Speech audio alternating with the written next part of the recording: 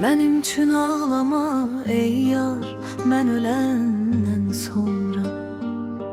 Səni üzməsin intizar, mən öləndən sonra.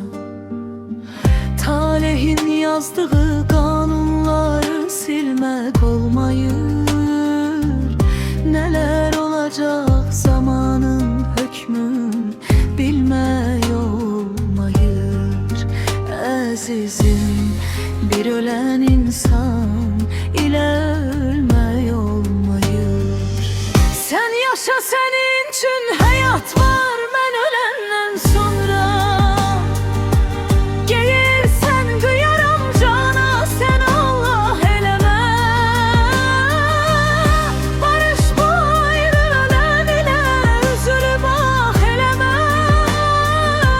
Çektiğin gömleri bir kimseye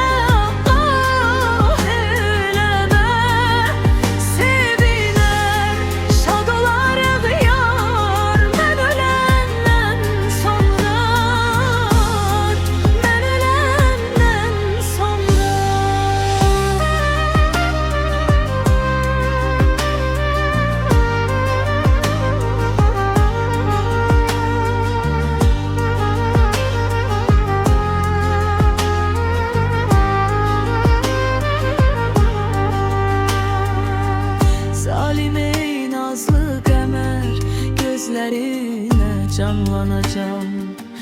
Gece rüyada seher gözlerinde canlanacağım. Hara baksan sen eğer gözlerinde canlanacağım.